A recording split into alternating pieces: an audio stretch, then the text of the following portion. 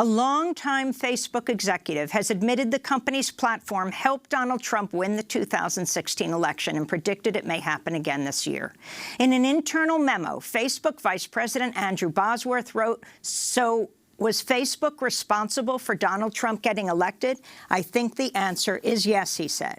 Bosworth, who was a backer of Hillary Clinton in 2016, went on to write that the company should not change its policies in an effort to hurt Trump's re-election chances. Bosworth credited Trump for running, quote, "the single best digital ad campaign I've ever seen from any advertiser." In his memo, Bosworth referenced the role of the shadowy data firm Cambridge Analytica, but downplayed its significance. However, a new Netflix documentary called The Great Hack argues Cambridge Analytica has played a critical role in the U.S. election as well as elections across the globe. Cambridge Analytica was founded by the right-wing billionaire Robert Mercer. Trump's former advisor, Steve Bannon, was the company's vice president and claims to have named the company. Cambridge Analytica harvested some 87 million Facebook profiles without the user's knowledge or consent and used the data to sway voters during the 2016 campaign. The story of Cambridge Analytica is featured in the new documentary, The Great Hack, which has been shortlisted for an Oscar. All of your interactions, your credit card swipes, web searches, locations, likes, they're all collected in real time into a $1 trillion a year industry. The real game changer was Cambridge Analytica. They'd worked for the Trump campaign and for the Brexit campaign. They started using information warfare. Cambridge Analytica claimed to have 5,000 data points on every American voter. Well, earlier this week, I spoke to the directors of The Great Hack, Jehanu Jaim and Kareem Amr, as well as propaganda researcher Emma Bryant and a former employee at Cambridge Analytica, Brittany Kaiser, who has begun posting online a trove of documents detailing the company's operations, including its work with President Trump's former national security advisor, John Bolton. Kaiser has also written about her experience at the company in the book Targeted, the Cambridge Analytica whistleblower's inside story of how big data, Trump, and Facebook broke democracy and how it can happen again.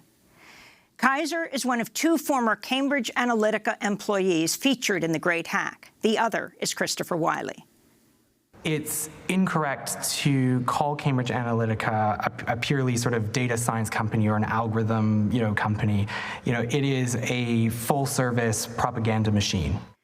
I asked Cambridge Analytica whistleblower Brittany Kaiser to talk about how she came to be involved with Cambridge Analytica.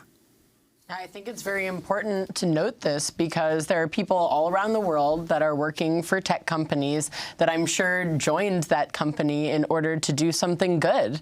They want the world to be more connected. They want to use technology in order to communicate with everybody, to get people more engaged in important issues. And they don't realize that while you're moving fast and breaking things, some things get so broken that you cannot actually contemplate or predict what those repercussions are going to look like. Chris Wiley and I both really idealistically joined Cambridge Analytica because we were excited about the potential of using data for exciting and good impact projects. Chris joined in 2013 on the data side in order to start developing different types of psychographic models. So he worked with Dr. Alexander Kogan and the Cambridge Psychometrics Center at Cambridge University in order to start doing experiments with Facebook data to be able to gather that data, which we now know was taken under the wrong auspices of academic research, and was then used in order to identify people's psychographic groupings. Now explain that, psychographic groupings, and especially for people who are not on Facebook, who don't understand its enormous power and the intimate knowledge it has of people. Think of someone you're talking to who's never experienced Facebook. Explain what is there. Absolutely. So the amount of data that is collected about you on Facebook and on any of your devices is much more than you're really made aware of. You probably haven't ever read the terms and conditions of any of these apps on your phone. But if you actually took the time to do it, and you could understand it, because most of them are written for you not to understand, that's written in legalese, you would realize that you are giving away a lot more than you would have ever agreed to if there was transparency. This is your every move, every everywhere you're going, who you're talking to, who your contacts are, what information you're actually giving in other apps on your phone, your location data, all of your lifestyle, where you're going, what you're doing, what you're reading, how long you spend looking at different images and websites. This amount of behavioral data gives such a good picture of you that your behavior can be predicted, as Kareem was talking about earlier, to a very high degree of accuracy. And this allows companies like Cambridge Analytica to understand how you see the world and what will motivate you to go and take an action, or, unfortunately, what will demotivate you. So that amount of data available on Facebook ever since you joined allows a very easy platform for you to be targeted and manipulated. And when I say psychographic targeting, I'm sure you probably are a little bit more familiar with the Myers-Briggs test. So the Myers-Briggs that asks you a set of questions in order to understand your personality and how you see the world. The system that Cambridge Analytica used is actually a lot more scientific. It's called the Ocean 5-factor model. And Ocean stands for O for openness, C for conscientiousness, whether you prefer plans in order or you're a little bit more fly by the seat of your pants, extroversion, whether you gather your energy from being out surrounded by people, or you're introverted and you prefer to gather your energy from being alone. If you are agreeable, you care about your family, your community, society, your country, more than you care about yourself. And if you are disagreeable, then you are a little bit more egotistical. You need messages that are about benefits to you. And then the worst is neurotic. You know, it's not bad to be neurotic. It means that you are a little bit more emotional. It means, unfortunately as well, that you are motivated by fear-based messaging. So people can use tactics in order to scare you to doing what they want to do. And this is what was targeted when they were gathering that data out of Facebook to figure out which group you belonged into. They found about 32 different groups of people, different personality types. And there were groups of psychologists that were looking into how they could understand that data and convert that into messaging that was just for you. I need to remind everybody that the Trump campaign put together over 1 million different advertisements that were put out.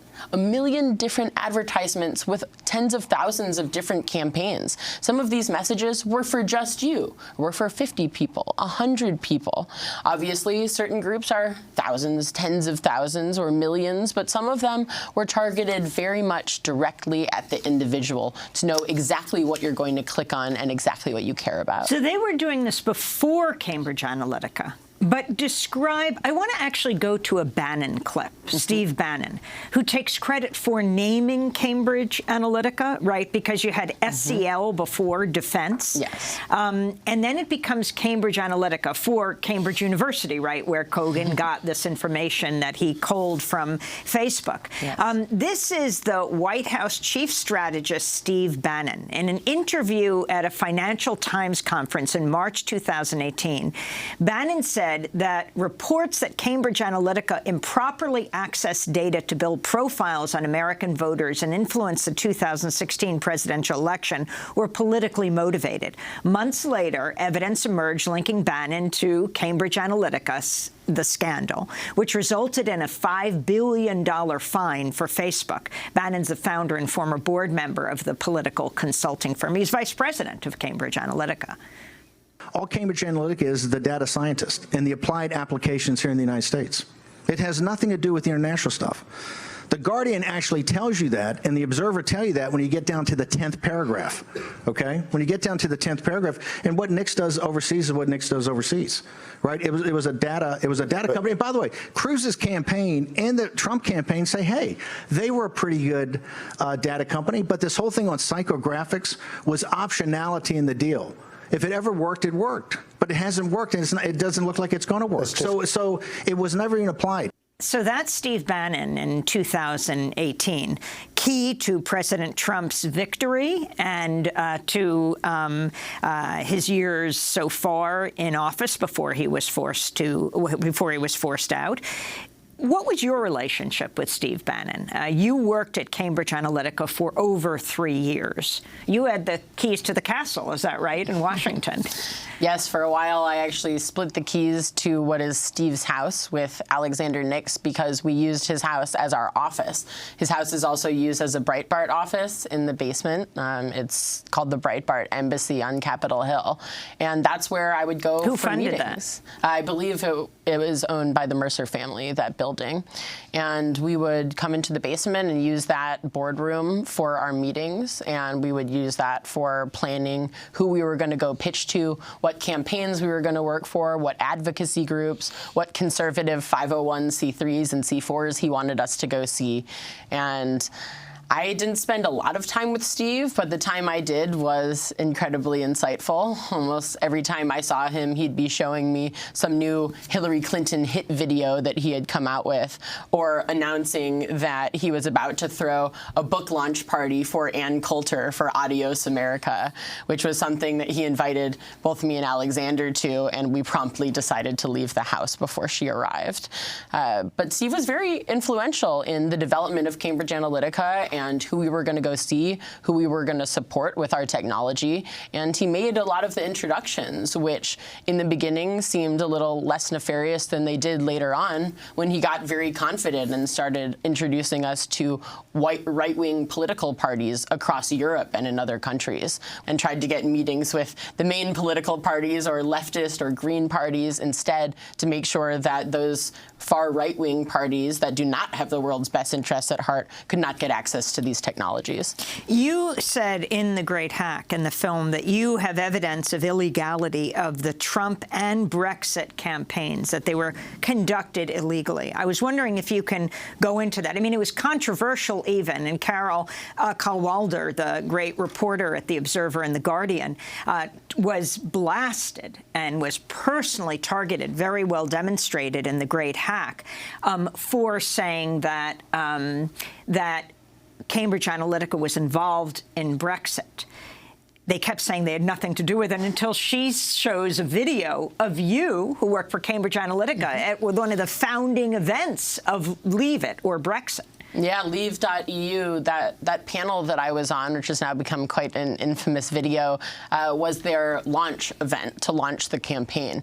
And Cambridge Analytica was in deep negotiations through introduction of Steve Bannon with both of the Brexit campaigns. I was told actually originally we pitched Remain, and the Remain side said that they did not need to spend money on expensive political consultants because they were going to win anyway. And that's actually what I also truly believed, and so did they. So Steve made the introductions to make sure that we would still get a commercial contract out of this political campaign, and both to Vote Leave and Leave EU. Cambridge Analytica took Leave EU, and AIQ, which was Cambridge Analytica's essentially digital partner before Cambridge Analytica could run our own digital campaigns, they were running the Vote Leave side, both funded by the Mercers, both with the same access to this giant database on American voters. Brexit? There was Cambridge Analytica work as well as AIQ work in both of the Leave campaigns. So a lot of that money, in order to collect that data and in order to build the infrastructure of both of those companies, came from Mercer-funded campaigns, yes. And again, explain what AIQ is. AIQ was a company that actually ran all of Cambridge Analytica's digital campaigns until January 2016, when Molly Schweikert, our head of digital, was hired in order to build ad tech internally within the company. AIQ was based in Canada and was a partner that had access to Cambridge Analytica data the entire time that they were running the Vote Leave campaign, which was the designated and main campaign in Brexit. So when did you see the connection between Brexit and the Trump campaign? Actually, a lot of it started to come when I saw some of Carol's reporting, because there were a lot of conspiracy theories over what was going on, and I didn't know what to believe. All I knew was that we definitely did work in the Brexit campaign. We as in when I was at Cambridge Analytica, because I was one of the people working on the campaign. And we obviously played a large role in not just the Trump campaign itself, but Trump super PACs and a lot of other conservative advocacy groups, 501c3s, 4s, that were the infrastructure that allowed for the building of the movement that pushed Donald Trump into the White House. I mean, it looks like Cambridge Analytica was heading to a billion-dollar corporation. That's what Alexander used to tell us all the time. That was the carrot that he waved in front of our eyes in order to have us keep going. We're building a billion-dollar company. Aren't you excited? And I think that that's what so many people get caught up in. People that are currently working at Facebook, people that are working at Google, people that are working at companies where they are motivated to build exciting technology that obviously can also be very dangerous, but they think they're going to financially benefit and be able to take care of themselves and their families because of it. So what was illegal? The massive problems that came from the data collection specifically are where my original accusations come from, because data was collected under the auspices of being for academic research and was used for political and commercial purposes. There were also different data sets that are not supposed to be matched and used without explicit transparency and consent in the United Kingdom, because they actually have good national data protection laws and international data protection laws through the European Union to protect voters. Unfortunately, in the United States, we only have seen the state of California coming out and doing it. Now, on the other side, we have voter suppression laws that prevent our vote from being suppressed. We have laws against discrimination in advertising, racism, sexism, incitement of violence. All of those things are illegal, yet somehow a platform like Facebook has decided that if politicians want to use any of those tactics, that they will not be held to the same community standards as you or me, or the basic laws and social contracts that we have in this country. Cambridge Analytica whistleblower Brittany Kaiser. When we come back, we speak to the directors of The Great Hack, the documentary that's just been shortlisted for an Academy Award.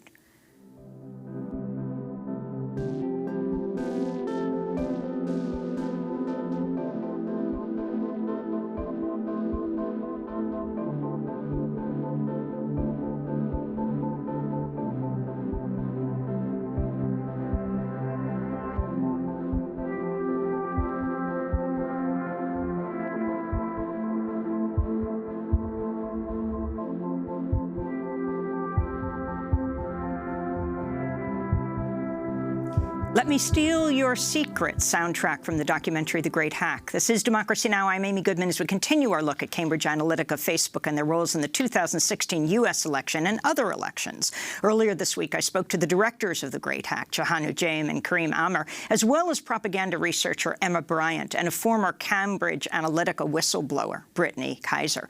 I asked Kareem Amr to talk about what Cambridge Analytica effort to suppress the vote in Trinidad and Tobago did. It was important for us to show in the film the expansiveness of Cambridge's work. This went beyond the borders of the United States and even beyond the borders of the EU and the UK.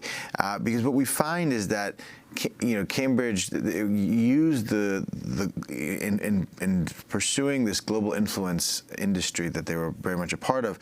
They used different countries as petri dishes to learn and get the know-how about different tactics. And from improving those tactics, they could then sell them for a higher cost, higher margin in Western democracies where the election budgets are. And we have to remember. I think it's important to predicate that the election business has become multi-billion-dollar global business, right? So we have to remember that while we are upset with companies like Cambridge, we allowed for the commoditization of our democratic process, right? So people are exploiting this now because it's become a business, and we, as purveyors of this, can't really be as upset as we want to be when we've justified that. So I want to preface it with that.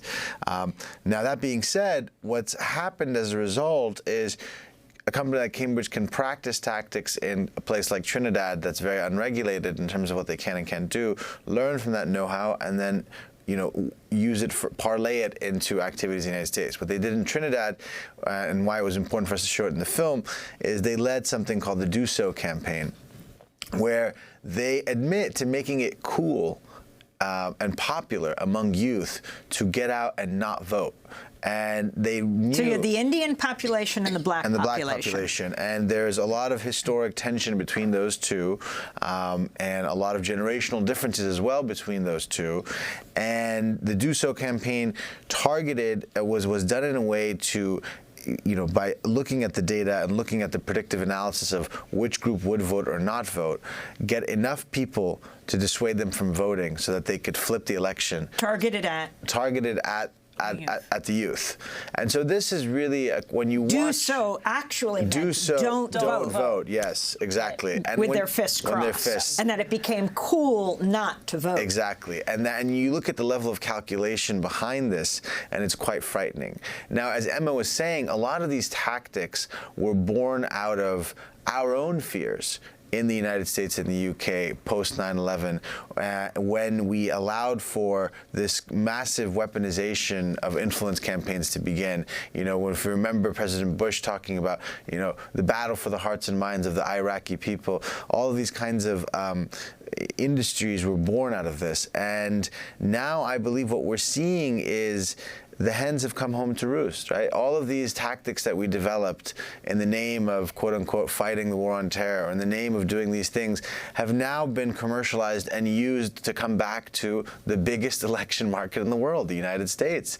And how do we blame people from doing that when we've allowed for our democracy to be for sale? And that's what Brittany's files today that she's releasing and has released over the past couple of days really give us insight to. The hindsight files that Brittany's released show us how there is an auction happening for influence campaigns in every democracy around the world. There is no vote that is unprotected in the current way that in the current space that we're living. And the thing that's allowing this to happen is these information platforms like Facebook. And that is what's so upsetting, because we can actually do something about that. We are the only country in the world that can hold Facebook accountable, yet we still have not done so. And we still keep going to their leadership hoping they do the right thing, but they have not. And why is that? Because no industry has ever shown in American history that it can regulate itself. There is a reason why antitrust laws exist in this country. There's a tradition of holding companies accountable, and we need to re-embrace that tradition, especially as we enter into 2020, where the stakes could not be higher. Brittany Kaiser, can you talk about the Crooked Hillary campaign and how it developed? Absolutely. So this started as a super PAC that was built for Ted Cruz, Keep the Promise One, which was run by Kellyanne Conway and funded by the Mercers. That was then converted to becoming a super PAC for Donald Trump. They tried to register with the Federal Election Commission the name Defeat Crooked Hillary, and the FEC luckily did not allow them to do that. So it was called Make America Number One. This super PAC was headed by David Bossie, someone that you might remember from Citizens United, who basically brought dark money into our politics and allowed endless amounts of money to be funneled into these types of vehicles so that we don't know where all of the money is coming from for these types of manipulative communications. And he was in charge of this campaign. Now, on that 2-day-long debrief that I talked about, and if you want to know more, you can read about it in my book, they told us... Wait, and explain where you were and who was in the room. So I was in New York in our boardroom for Cambridge Analytica's office on 5th Avenue, and all of our offices from around the world had called in to videocast. And everybody from the super PAC and the Trump campaign took us through all of their tactics and strategies and implementation and what they had done. Now, when we got to this Defeat Crooked Hillary super PAC, they explained to us what they had done, which was to run experiments on psychographic groups to figure out what was working and what wasn't. Unfortunately, what they found out was the only very successful tactic was sending fear-based scaremongering messaging to people that were identified as being neurotic.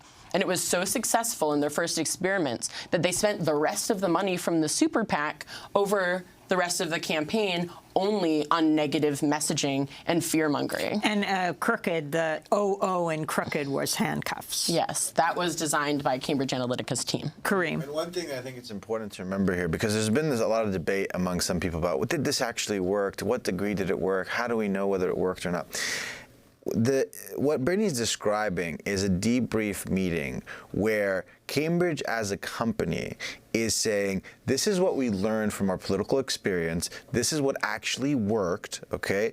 And they're sharing it because they're saying, now this is how we want to codify this and commoditize this to go into commercial business, right? So this is the company admitting to their own know-how. There's no debate about whether it works or not. This is not them advertising it to the world. This is them saying, this is what we've learned. Based off that, this is how we're going to run our business. This is how we're going to invest in the expansion of this to sell this outside of politics. The game was take the political experience, parlay it into the commercial sector. That was the strategy. So there is no debate whether it worked or not. It was highly effective. And the thing that's terrifying is that while Cambridge has been disbanded, the same actors are out there, and nothing has changed to allow us to start putting in place legislation to say there's something called information crimes. In this era of information warfare, in this era of information economies, what is an information crime? What does it look like? Who determines it? And yet without that, we are still living in this unfiltered, unregulated space where places like Facebook are continuing to choose profit over the protection of the republic. And I think that's what's so outrageous. And I think it's pretty telling that only two people have come forward from Cambridge Analytica. Why is that? Both of the people that have come forward, Brittany and Chris, and also with Carol's writing, have been targeted personally. And it's been a very, very difficult story to tell. Even with us, when we released the film in January, every single time we have entered into the country, we have been stopped for 4 to 6 hours of questioning at the border. Stopped by on the border of the U.S. in JFK Airport, where you're taken into the back, asked for all of your social media handles, questioned for 4 to 6 hours every single time we enter the country. Since when? Since we released the film, so since Sundance, since January. Every time we've come back into the U.S. And on what grounds are they saying they're stopping you? No explanation. And what is your theory? My theory is that it's got something to do with this film. Maybe we're doing something right. We've been stopped in Egypt, but we've never been stopped in the U.S. in this way. We're American citizens. Right? You talk about people coming forward and not coming forward. I wanted to turn to former Cambridge Analytica COO, the Chief Operating Officer, Julian Wheatland, speaking on the podcast Recode Decode. The company made some significant mistakes when it came to its use of data. They were ethical mistakes. And I think that part of the reason that happened was that we spent a lot of time concentrating on not making regulatory mistakes. And so for the most part, we didn't, as far as I can tell, make any regulatory mistakes, but we got almost distracted by ticking those boxes of fulfilling the regulatory requirements. And it felt like, well, once that was done, then we'd done what we needed to do, and we forgot to pause and think about ethically what was going on. So if you could decode that, Brittany, Cambridge Analytica COO Julian Wheatland, who interestingly in The Great Hack, while he was really condemned Chris Wylie, did not appreciate Chris Wylie stepping forward and putting Cambridge Analytica in the crosshairs in the British Parliament, he was more equivocal about you. He talked about Wheatland and his role and what he's saying about actually abiding by the regulations, which they actually clearly didn't. Once upon a time, I used to have a lot of respect for Julian Wheatland. I even thought we were friends. I thought we were building a billion-dollar company together that was going to allow me to do great things in the world. But unfortunately, that's a story that I told myself and a story he wanted me to believe that isn't true at all. While he likes to say that they spent a lot of time abiding by regulations, I would beg to differ. Cambridge Analytica did not even have a data protection officer until 2018, right before they shut down. I begged for one for many years. I begged for more time with our lawyers and was told I was creating too many invoices. And for a long time, because I had multiple law degrees, I was asked to write contracts, and so were other... Didn't you write the Trump campaign contract? The original one, yes, I did. And there were many other people that were trained in human rights law in the company that were asked to draft contracts, even though contract law was not anybody's specialty within the company. But they were trying to cut corners and save money, just like a lot of technology companies decide to do. They do not invest in making the ethical or legal decisions that will protect the people that are affected by these technologies.